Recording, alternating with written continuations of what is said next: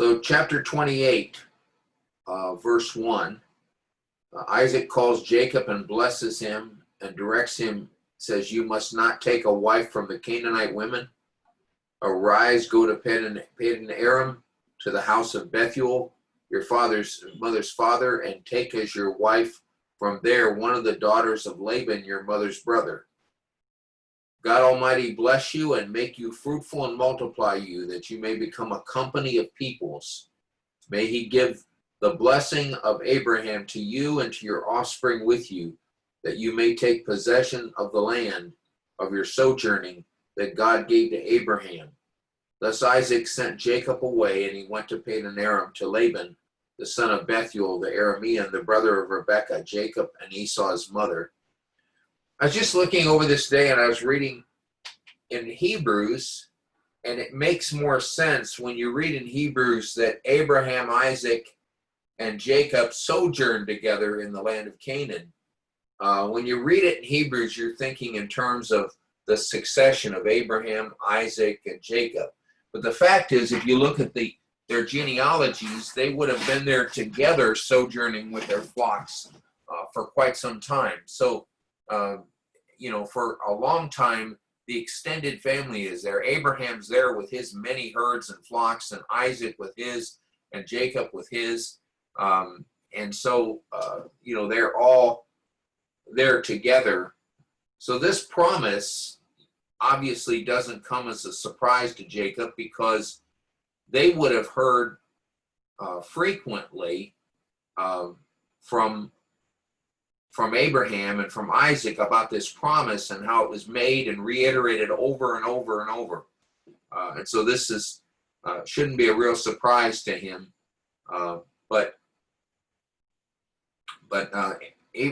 Isaac or Jacob is sent by Isaac to go find a wife back in Haran. It looks like Isaac is over the deception. Clearly, I would think he would be angry when it happened. But he's also, this is the part that I said I don't want to make a lot of it, but it just seems to be without much dispute that Isaac telling him to go comes right after Rebekah tells Isaac to tell him to go. All right. I mean by that, I think Rebekah has a big influence on Isaac, which is true of most wives and husbands. But I just think it's interesting when you read it. She says it to Isaac and says, "I can't stand it. He can't marry somebody here. It'll give me grief. I won't be able to live with it." And the very next verse, Isaac says to Jacob, "You need to go get a wife, not from the land here."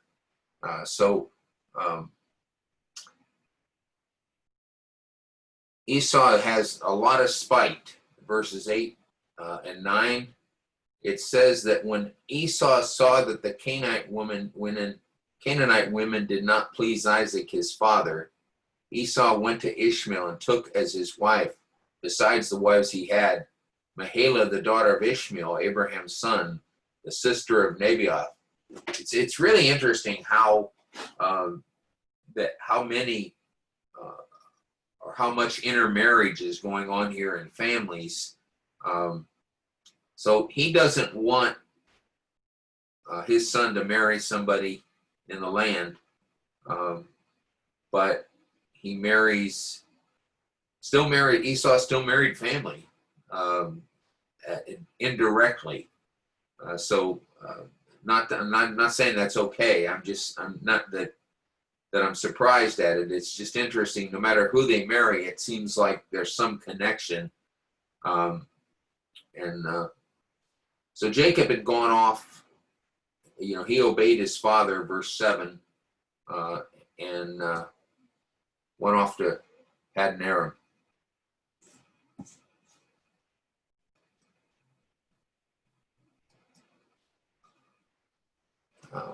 Never quite, I understand this, but I've never, a lot of times people talk about this, his dream, Jacob's dream with the ladder. And I never really, grasped why it was so significant. So if you look in verses 10 to 22, Jacob has a dream, and we're going to look at that and talk a little bit about it. Jacob left Beersheba and went toward Haran, and he came to a certain place and stayed there that night because the sun had set. Taking one of the stones of the place, he put it under his head and lay down in that place to sleep. And he dreamed, and behold, there was a ladder set up on the earth, and the top of it reached to heaven. And behold, the angels of God were ascending and descending on it. And behold, the Lord stood above it and said, I am the Lord, the God of Abraham your father, and the God of Isaac. The land on which you lie I will give to you and to your offspring. Your offspring shall be like the dust of the earth, and you shall spread abroad to the west and to the east and to the north and to the south. And in you and your offspring shall all the families of the earth be blessed. Behold, I am with you, and will keep you wherever you go, and will bring you back to this land. For I will not leave you until I have done what I promised you. Then Jacob awoke from his sleep and said, surely the Lord is in this place, and I did not know. Now, I'm going to stop there for a minute. Why this is significant is this is, Isaac had told him that, had blessed him and had related it to the promise. But this is God speaking directly to Jacob and saying, in your seed, all the nations of the earth will be blessed. So this is direct. I mean, he said that to Abraham, and it went on to Isaac, but now to Jacob, that same promise is made. That has to be powerful to Jacob.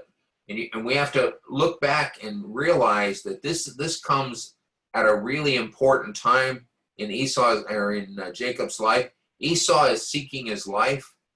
He's running away from Esau. He's leaving his parents. He's going to find a wife back in Haran. I can't even imagine this. I mean, I thought that it was pretty wild when we had been married 9 months and we packed a U-Haul and moved to West Texas, to a city that neither one of us had ever been to.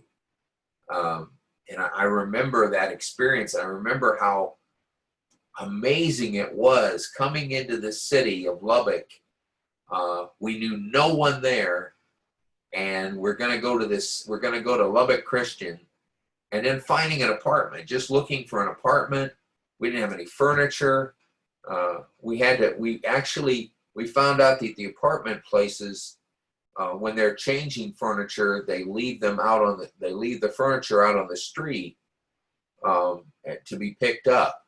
So we happened to come on a place that was changing their furniture, and we loaded up furniture and took it to the new apartment that we were renting.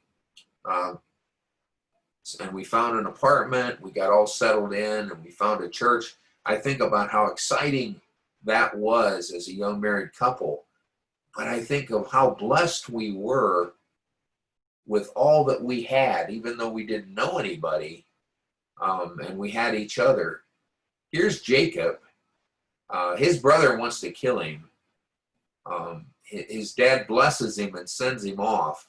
He's going back to a place that he's likely never been, to find a man and marry somebody in his family that he doesn't know. And this first day, he goes from Beersheba to Luz, which becomes Bethel. It's about 40 miles. And he puts his head down on a pillow, a stone for a pillow. One of the things that is underscored in my mind is, when I read these things, is how much we complain about things not going our way when we have so much. I have never laid down with a stone for a pillow. I don't know if anybody here has. Never been forced to do that. I used to camp as a Boy Scout, but we had sleeping bags, pillows. Some guys had air mattresses. You know, to roll down on the ground with a blanket and use a stone for a pillow after you've traveled 40 miles that day, not in a car, maybe on a mule, maybe most of it, maybe some of it on foot. So when I look at that, I realize this dream and this promise is important. And that's why Jacob responds the way he does. Surely God was in this place. God gives him the very message that he needs. And that's encouraging. And I can honestly say that that has happened to me so many times where God does something and it kind of knocks you over. And you realize that you've been praying and you're in such a moment of need, and God responds to that need. But the need that I've had in most cases is nothing compared to some of the things that the patriarchs dealt with. So I'm so impressed with that, that they overcame so much. So in this dream, God is in heaven, and his servants are going up and down the ladder to protect and serve God's people. Hebrews says that they minister to those who will inherit salvation. So whatever is going on, his servants are going up and down to do their work for God and to carry out God's missions for them, God's plans. I think that has a lot to do with this because what God says to him as he watches these angels going up and down, God says to him, I'm the Lord, the God of Abraham, your father, the God of Isaac. And he tells him, I'm going to give you this land, and your offspring are going to be like the dust of the earth. And then in verse 15, he says, I am with you and will keep you wherever you go, and will bring you back to this land, for I will not leave you until I have done what I promised you. And as God is speaking, God's servants are going up and down the ladder carrying out his will. It's an assurance. This is a powerful story about this dream, and it's the passing on of the torch to Jacob.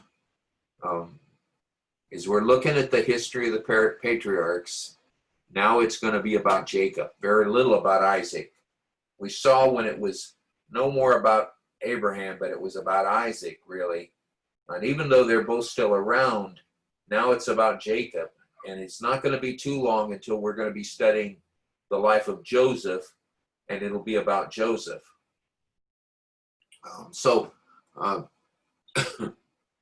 The passing of the torch and this amazing dream. And Jacob's in awe. He says, surely the Lord is in this place, and I didn't know it. And he was afraid and said, how awesome is this place? This is none other than the house of God, and this is the gate of heaven. So early in the morning, Jacob took the stone that he had put under his head and set up for a pillar and poured oil on top of it. And he called the name of that place Bethel, but the name of the city was Luz at the first. Then Jacob made a vow, saying, if God will be with me and will keep me in this way that I go, and will give me bread to eat and clothing to wear, so that I come again to my father's house in peace, then the Lord shall be my God. And this stone which I have set up for a pillar shall be God's house. And of all that you give me, I will give a full tenth to you. The first time I read this, not the first time, but the first time as I was studying this, it came across to me a little bit like he's making a deal with God. He certainly wouldn't be the first. It's not a deal, but I mean, it's more of a covenant that he's wanting to enter into God. I think it's more of a declaration. When you read it on the surface, it sounds like maybe he's doubting this promise, but I don't think he's doubting the promise. He's in awe of what he's already seen. I think he believes the promise. I think he's saying, if you're willing to do all that for me, then I'm going to make you my God. And I'm going to, and you have to understand, they had lots of different gods back then, but he says, I'm going to make you my God, and I'm going to give you 1/10 of everything. I think that's what Jacob is trying to do. He's trying to make a declaration of his faith. It comes across a little bit like he's bartering, but I don't believe he's bartering at all with God. I think he's declaring his amazement and his awe at what he's seen and what God has promised him. Now in chapter 29, he's going to meet Rachel. This is actually, I think, one of the few passages where you actually, it seems like you see a romance develop between Jacob and Rachel. And we do know Jacob has a deep love for Rachel, and it carries on through his whole life, even favoring the sons that Rachel bears him over any others. So there's this, we don't see a lot of that. We see people marry in the scriptures for political reasons and for security, for lineage, for different reasons. And certainly he's going back there to find a wife from his own family. But it looks like something clicks in chapter 29 between Jacob and Rachel. So there's this meeting that takes place at the well in the first 13 verses. Then Jacob went on his journey and came to the land of the people of the east. And as he looked, he saw a well in the field, and behold, 3 flocks of sheep lying beside it. For out of that well the flocks were watered. The stone on the well's mouth was large. And when all the flocks were gathered there, the shepherds would roll the stone from the mouth of the well and water the sheep, and put the stone back in its place over the mouth of the well. And Jacob said to them, My brothers, where do you come from? And they said, We are from Haran. He said to them, Do you know Laban, the son of Nahor? They said, We know him. He said to them, Is it well with him? They said, It is well. And see, Rachel, his daughter, is coming with the sheep. He said, Behold, it is still high day. It is not time for the livestock to be gathered together. Water the sheep, go and pasture them. But they said, We cannot until all the flocks are gathered together and the stone is rolled from the mouth of the well. Then we water the sheep. While he's speaking with them, Rachel came with his father's sheep, for she was a shepherdess. Now as soon as Jacob saw Rachel, the daughter of Laban, his mother's brother, and the sheep of Laban, his mother's brother, Jacob came near and rolled the stone from the well's mouth and watered the flock of Laban, his mother's brother. And then Jacob kissed Rachel and wept aloud. And Jacob told Rachel that he was her father's kinsman and that he was Rebekah's son. And she ran and told her father. And as soon as Laban heard the news about Jacob, his sister's son, he ran to meet him and embraced him and kissed him and brought him to his house. And Jacob told Laban all these things. Now, we'll look at what comes after that in a minute. But what I really like about this, he comes to this field. I mean, what are the chances? He's got to see God working in this. What are the chances that Rachel, the son of Laban, or the daughter of Laban, would be coming at that moment to the well as he arrives there? and there's this large stone, and they're waiting for, apparently for enough shepherds. He said, we wait until all the flocks get here, then we can roll away the stone and move it so that they can eat, they can drink. And when he sees Rachel, Jacob rolls the stone away. I was reading, Jewish writers say he did it alone. I don't know the explanation, but all I could think about is, for whatever reason, maybe God gave him the strength to do it. But I'm thinking he sees Rachel and he rolls the stone away. I see a guy wanting to impress. It mentions that Rachel is a shepherdess. And I was thinking, realizing that really, it was not easy to be a shepherd. It was hard work. It was not only hard work, it was dangerous work. We talk about that all the time with David, about how dangerous it was and all the things he ran into. And Rachel is a shepherdess. So at the very least, I'm not saying she was fighting off bears and lions, but at the very least, she's a tough woman. She's independent and able to take care of herself. Jacob is moved.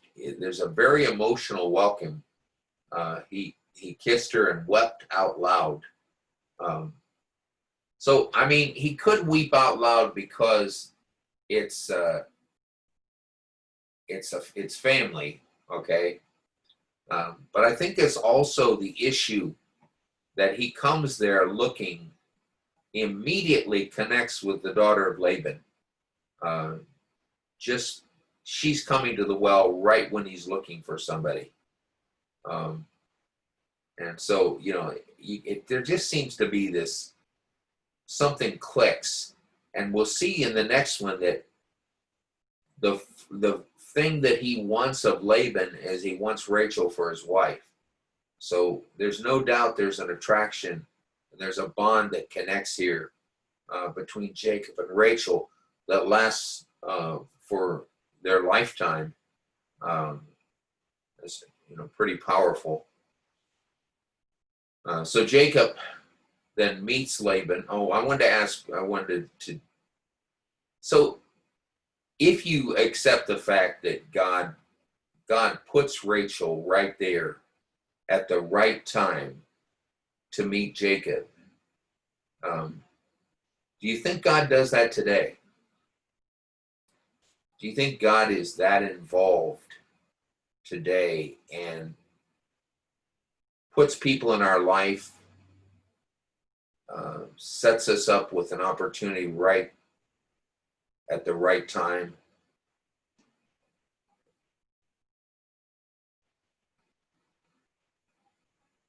You can unmute if you want to. Yeah, it's better than just luck, William. Bill Morris says. If you didn't think that, why would you pray? That's true. Just want us to think about that, because I've seen numerous things in my life that defy explanation other than God. And I don't, not miracles in the sense that the sun moved or anything like that. But just, you're praying for something, and right at that moment, or right after you pray, the very thing you were asking about just coincidentally happens. All right. And I think you're right. Why would you pray if you didn't believe that?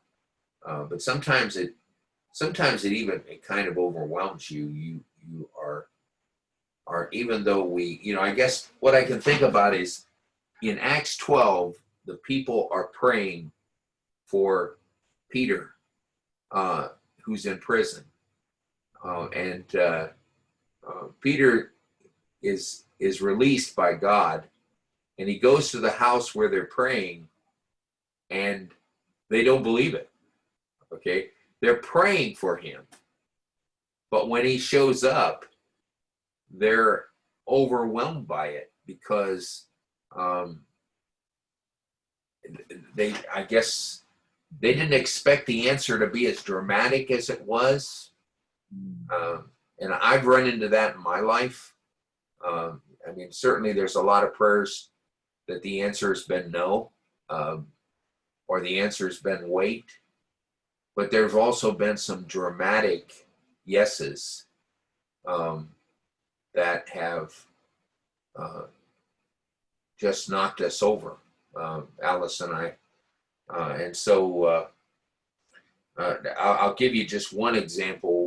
When we were in South Africa, and one night we rushed Michelle. Her lungs seized up because she was very sick over there. We rushed her to the hospital, and the little hospital in the town where we were didn't have any oxygen. And so we put her in our car and started driving 35 miles to a provincial hospital, and she was gray when we got there. And we handed her to a doctor who came out. They called ahead. The doctor came out and took her in his arms, and she's probably 2. Alice went in with her, and Alice and I had to go back because the boys were back at the house, and I left somebody with them. So I ran back the 35 miles, drove back to be with the boys, and I was just waiting. The doctor said he didn't know if she'd make it through the night. And I was praying, coincidentally, in front of a fig tree in the backyard. After the kids had gone to bed, I was praying in front of this fig tree and thinking about the significance of that. And I'm not saying anything mystical happened, but the next morning when I finally went in, and she did make it through the night, and she was recovering. And right when I was praying there is the time that she took a dramatic turn for the better. They didn't think she was going to make it, and it all just turned around. The doctors were kind of amazed because they felt like she'd been without adequate oxygen for too long. But sorry, today at the picnic, she's doing fine. So those are kinds of things that have happened that I just think are beyond coincidence. And God doesn't always do it, and sometimes he says no, and sometimes he says maybe, sometimes he says later, but sometimes he dramatically says yes. I think that's why Jacob is weeping. The emotion of part of the fulfillment of his promise and of his mission looks like it's coming together. And it's a very emotional moment for him. Verse 13, he actually meets Laban and tells him everything that's taken place. And verse 14 to 20, Laban says, "Surely you are my bone and my flesh." And Jacob stayed with him a month.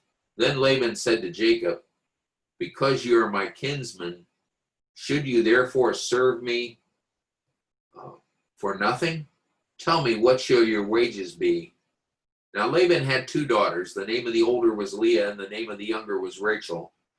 Leah's eyes were weak, but Rachel was beautiful in form and appearance. Now, I don't know exactly what that means. I guess when I first studied this, somebody just said to me, well, Leah was ugly and Rachel wasn't. But when I'm reading it, that's not what it says. And I read a bunch of commentators, and they had different takes on it.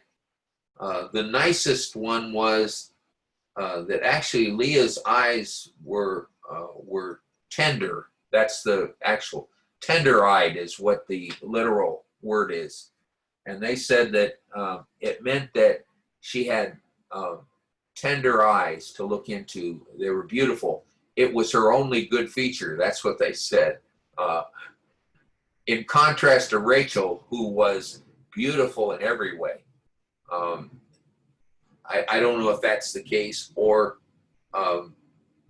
she looked, she wasn't as attractive as Rachel. We're not really sure. No one was completely sure. The end result, we all understand. Jacob is attracted to Rachel and not to Leah. And so he wants Rachel. It says Jacob, verse 18, Jacob loved Rachel, and he said, I will serve you 7 years for your younger daughter Rachel. Laban said, it is better that I give her to you than I should give her to any other man. Stay with me. Now, I'm not, the way this runs, the way this turns out, I can't help but think of the saying, what goes around comes around. It's just me. I told you last week, the whole deception thing with Isaac troubles me. Not that I don't think it happened, or I think that that it was,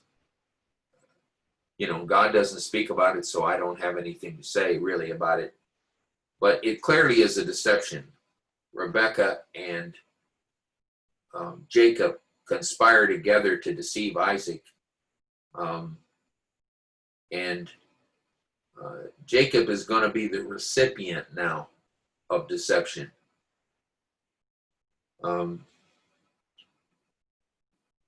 So he says he will serve 7 years for Rachel. And this isn't like he gets Rachel and then he serves 7 years. This is, he serves the 7 years and then he gets Rachel.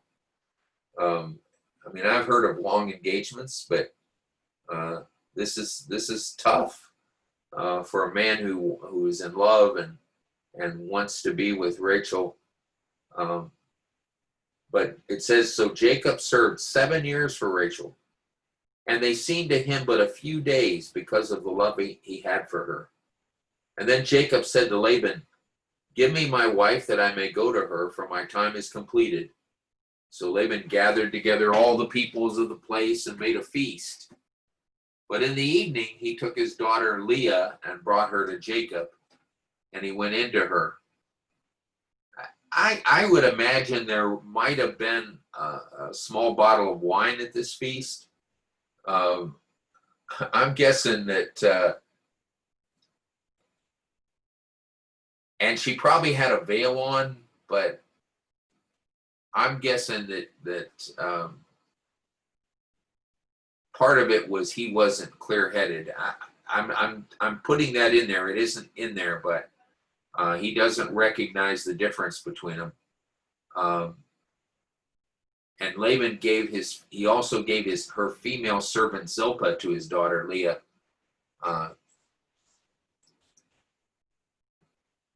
So I skip that slide here. So this time, Jacob is not the deceiver, Laban is. He has a reason. Actually, there's almost always a reason for a deception, but he has a reason because they usually give the older daughter before the younger daughter. That was true where I was in Africa also. It was more customary to do that. So he says, it's not done in our country to give the younger before the firstborn. Complete the week of this one, and we will give you the other also in return. 2-for-1 deal. It's a special. It's going on only this week in Peyton Aram. In return for serving me another 7 years. So this time it appears that he gets the second wife and then serves the 7 years. Jacob did so and completed the work the week, and then Laban gave him his daughter Rachel to be his wife. And Laban gave his female servant Bilhah to his daughter Rachel to be her servant. So Jacob went into Rachel also, and he loved Rachel more than Leah, and served Laban for another 7 years. You know, the humanity of these patriarchs and their families. Isaac loved Esau more than Jacob. Rebekah loved Jacob more than Esau. Jacob loves Rachel more than Leah. Jacob loves Joseph more than his brothers. You have this constant theme that goes through the lives of the patriarchs. And I think about all the pain and hurt that it caused.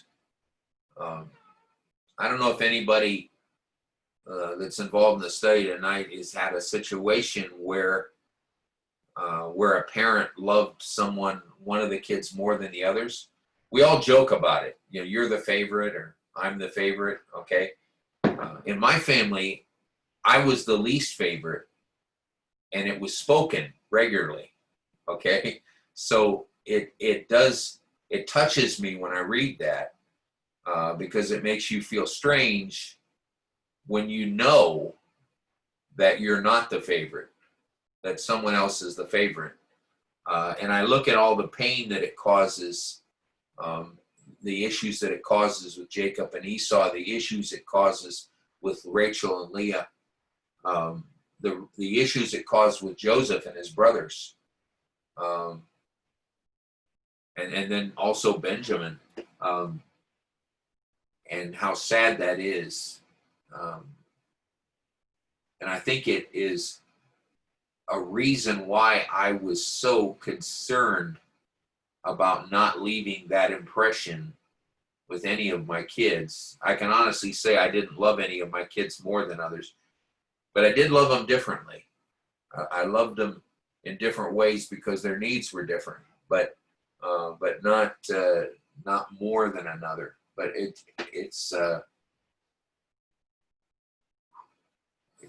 tough when I read that, because I think about how that must have felt.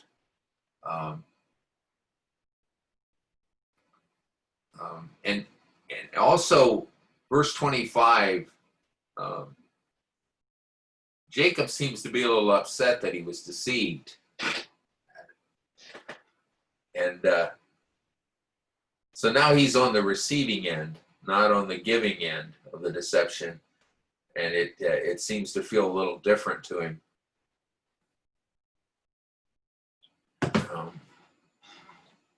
So now there's this competition that takes place. And it starts in 32 to 35.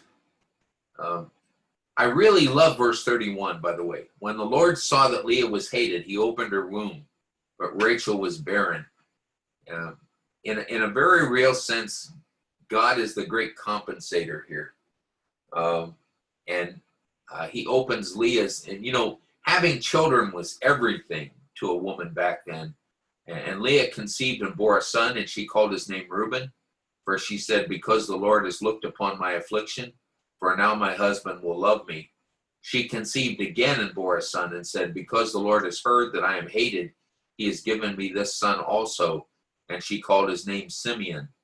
Again she conceived and bore a son, and said, now this time my husband will be attached to me, because I have borne him 3 sons. Therefore his name was called Levi. And she conceived again and bore a son, and said, this time I will praise the Lord. Therefore she called his name Judah. Then she ceased bearing. Do you sense a sadness, like she's trying to get Jacob's love, and she's not getting what she wants. She's getting children, and she wants that, but it's not fulfilling her hopes and dreams to win his affection.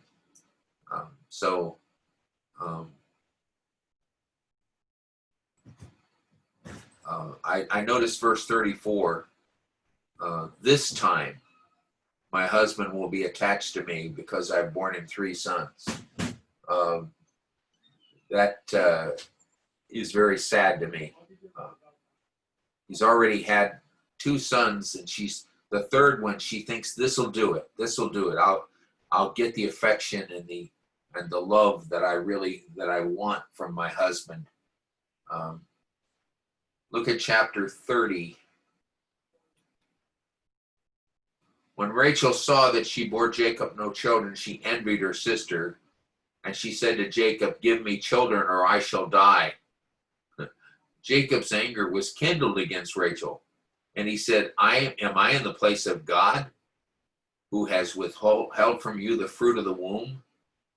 Then she said, Here is my servant Bilhah. Go into her, so she may give birth on my behalf, that even I may have children through her. This is the same thing that Sarah did with Hagar. So she gave him her servant Bilhah as a wife, and Jacob went into her, and Bilhah conceived and bore Jacob a son. Then Rachel said, God has judged me and has also heard my voice and given me a son. Therefore she called his name Dan. Rachel's servant Bilhah conceived again and bore Jacob a second son. Then Rachel said, With mighty wrestlings I have wrestled with my sister and have prevailed. So she called his name Naphtali. When Leah saw that she had ceased bearing children, she took her servant Zilpah and gave her to Jacob as a wife. Then Leah's servant Zilpah bore Jacob a son, and Leah said, Good fortune has come. So she called his name Gad. Leah's servant Zilpah bore Jacob a second son, and Leah said, Happy am I, for women have called me happy. So she called his name Asher. In the days of the wheat harvest, Reuben went and found mandrakes in the field and brought them to his mother Leah. Then Rachel said to Leah, Please give me some of your son's mandrakes. But she said to her, Is it a small matter that you have taken away my husband? Would you take away my son's mandrake also? Rachel said. Then he may lie with you tonight in exchange for your son's mandrakes. When Jacob came home from the field in the evening, Leah went out to meet him and said, You must come in to me, for I have hired you with my son's mandrakes. So he lay with her that night. You know, this is crazy.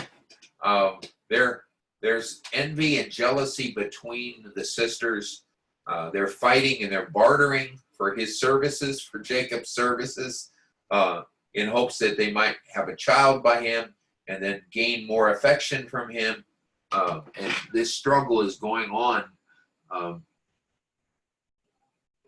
So he lay with her that night, and God listened to Leah, and she conceived and bore Jacob a 5th son. Leah said, God has given me my wages because I gave my servant to my husband. So she called his name Issachar. And Leah conceived again, and she bore Jacob a 6th son. Then Leah said, God has endowed me with a good endowment. Now my husband will honor me because I have borne him 6 sons. So she called his name Zebulun. Afterward she bore a daughter and called her name Dinah. Then God remembered Rachel, and God listened to her and opened her womb. She conceived and bore a son and said, God has taken away my reproach. And he called his name Joseph, saying, May the Lord add to me another son, which actually takes place, but not in this section. But when I'm reading this, what a competition that's going on to have children. I was reading, and just an interesting thing, in Genesis 37 and Genesis 46, it talks about how his sons and his daughters comforted him. So the question that I'm wondering about is, it appears that later there must be more daughters born also that are not mentioned. And my explanation for that would be there's a reason to mention Dinah, because Dinah plays a part in the future story here. So, but there's not a particular apparently a reason to mention the other daughters. But it does look to me like he may have had other daughters, and he has a wealth of children. Jacob does, and God blesses him greatly. So we're going to stop there, and I'm going to unmute everybody and see if we get in a little bit of discussion going. Anybody have any comments? Anything in reference to this story? No.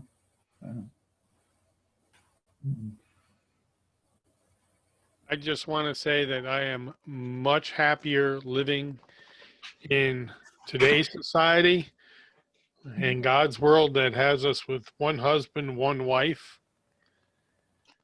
It was way too confusing back then. I got to tell you that my wife is very happy about it. And honestly, if there were more than one wife, there might not be any husband. So Well, I think her response to that would be very unpleasant. Yeah, all the husbands back then, all the men that had multiple wives and servant girls and everything else had troubles. Yeah. Because of what was going on with their wives. Mm. Yeah, I think that, and let me just tell you that, we experienced polygamy in South Africa, and I want to say,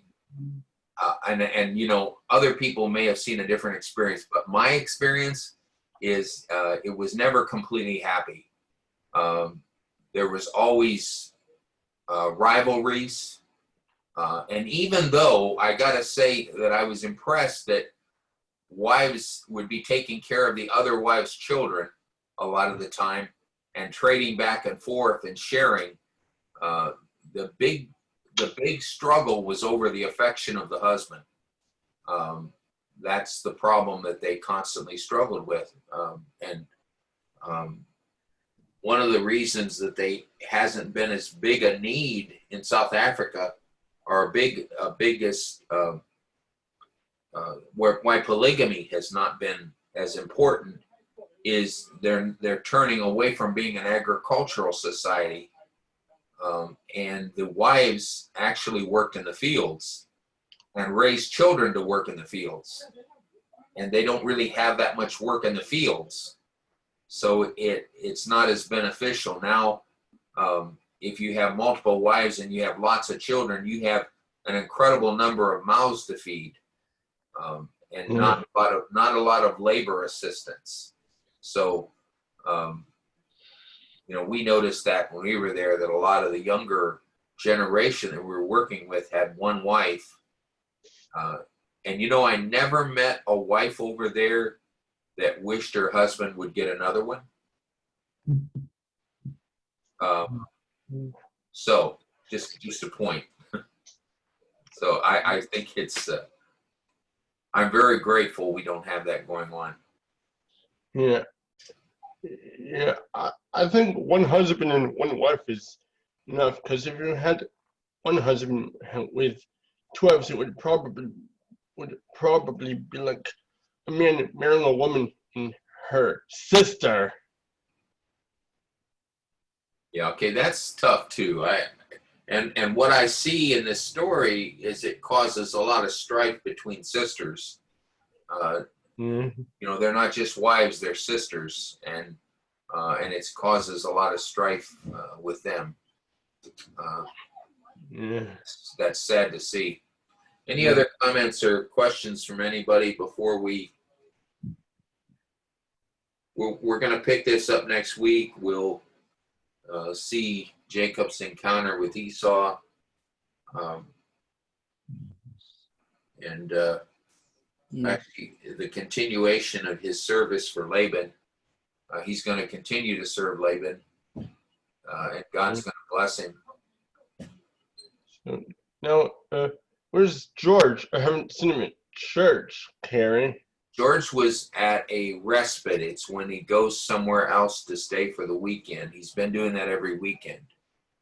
Uh, And that's not something to do with us. It's the agency and also the fact that he and Joe don't get along. So they figure it's better. Yeah.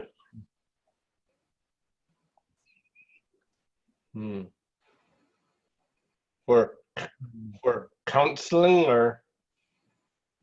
No, he just goes up there and stays for the weekend. It's just another house that does foster care, and they take him for the weekends because that's what the agency decided to do. So to kind of give Joe and George a break over the weekends. Yeah. Because the confrontations between them got stronger. So. So, if no one else has anything else, I hope you all have a great week. To Kerry. And all the men that are here that are married, enjoy your one wife.